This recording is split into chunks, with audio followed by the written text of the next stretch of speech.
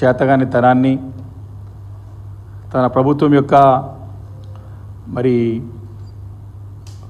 విఫలాన్ని చెప్పకనే చెప్తూ మళ్ళీ ఈ కులగణన ఈ సర్వేపై ఒక ప్రెస్ స్టేట్మెంట్ చూసిన తర్వాత స్పష్టంగా వారి మాటల్లోనే అర్థమైంది, ఈ ప్రభుత్వం 2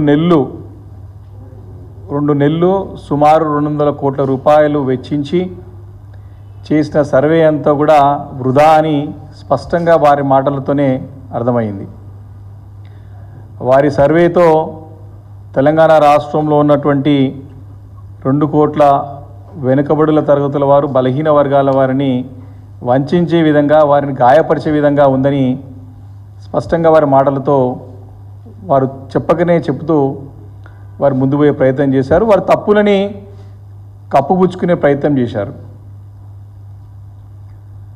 ఈ సర్వే అంతా కూడా మొదటి నుంచి కూడా బీఆర్ఎస్ పార్టీ చెప్తూనే ఉన్నది. మా పార్టీ నాయకులు, నిపుణులు, సంఘాల, బీసీ సంఘాల వారు కానివ్వండి, దళిత సంఘాల వారు కానివ్వండి, అందరూ కూడా ఇది శాస్త్రీయ పద్ధతిలో చట్టపరంగా సర్వే జరగట్లేదు, దీంట్లో అన్ని లొసుగులే ఉన్నాయని చెప్పి మొదటి నుంచి చెప్తా ఉన్నా ప్రభుత్వం దీన్ని పెడిచెవిన పెట్టి ముందుకు వెళ్ళి ఏదో చేసే ప్రయత్నం చేశారు. కానీ ఈ సర్వే ఘోరంగా విఫలమైందని చెప్పి ప్రభుత్వం నిన్న ప్రకటన ద్వారా స్పష్టంగా ప్రజలందరూ కూడా తేటతెల్లమైపోయింది. అంటే దేశ చరిత్రలో ఎన్నో రాష్ట్రాలు కానీ, కేంద్రంలోని అనేక సంస్థలు కానీ అనేక సర్వేలు చేశారు. ఇంత ఘోరంగా విఫలమైనటువంటి సందర్భాలు ఎప్పుడూ లేవు. సర్వే అనేది తప్పులు తడకగా ఉంది కాబట్టి దీన్ని కప్పుపించుకోవడానికి ఏ రకంగా ముందుకు వెళ్ళాలని చెప్పేసి అర్థం కాక సర్వే పొడిగింపుని, రీసర్వే అని చెప్పి మళ్ళీ అయోమయం సృష్టించే ప్రయత్నం ప్రభుత్వం చేస్తూ ఉంది. అంటే ఈ చేతగాని ప్రభుత్వం, సర్వేనే చేయడం చేతగాని ప్రభుత్వం ప్రజలకి ఏ రకంగా సరైన పరిపాలన అందిస్తుందో ఒకసారి ఆలోచన చేస్తూ ఉన్నారు ప్రజలందరూ కూడా. సర్వే చేతగాని ప్రభుత్వం ప్రజలకి ఏ రకంగా పరిపాలన అందిస్తుంది మేము ముందు నుంచి కూడా చెప్తా ఉన్నాం. గడిచిన 14 నెలల నుండి కూడా ఈ ప్రభుత్వం ఏ నిర్ణయం తీసుకున్నా, ఏ పని చేపట్టినా అన్నీ కూడా తిరోగమనమే, అన్నీ కూడా వాళ్ళకి బూమరాంగ్ అవుతూ వస్తూ ఉన్నాయి. అందులో భాగంగా ఈ యొక్క సర్వే కూడా అదే కోవలకు వస్తూ ఉన్నది. ప్రభుత్వం ఇంత ఘోరంగా విఫలమైందంటే వారు పరిపాలన చేతగాక, ఇచ్చిన హామీలు నిలబెట్టుకోలేక, గతంలో ఉన్నటువంటి బ్రహ్మాండమైన చక్కటి స్కీములను కొనసాగించలేక అబాసాపాలవుతూ రాష్ట్ర ప్రతిష్టనే దిగజారుస్తూ ఈ ప్రభుత్వం చేస్తున్నటువంటి పని ప్రజలందరూ గమనిస్తూ ఉన్నారు.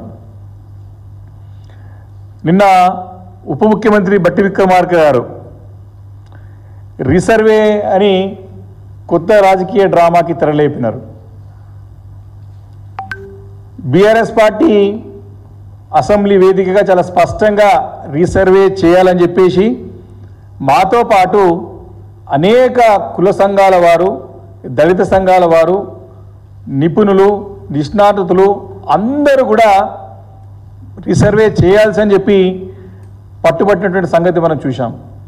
ఎందుకంటే ఆ జరిగిన సర్వే చట్ట వ్యతిరేకంగా, కుట్రపూరితంగా జరిగినటువంటి సర్వే అని తేటతెల్లమైంది రిపోర్ట్ రాగానే.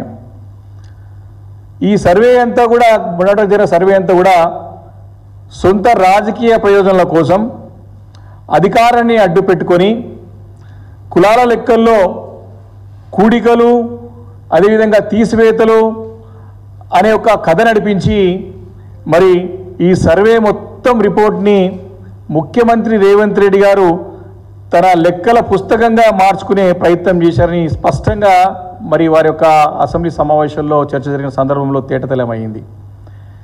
ఇది అసలు ఎస్సీ ఎస్టీ బీసీ మైనారిటీలకు సంబంధించినటువంటి గణాంకాలు లెక్కలు ఎంత మాత్రం కావు అని కరాఖండిగా అందరూ కూడా బయట అసెంబ్లీ వేదికగా బయట ముక్త కంఠంతో రాజకీయాలకు అతీతంగా అందరూ కూడా చెప్పిన సంగతిని సందర్భంగా ప్రభుత్వానికి నేను తెలియజేస్తా ఉన్నాను.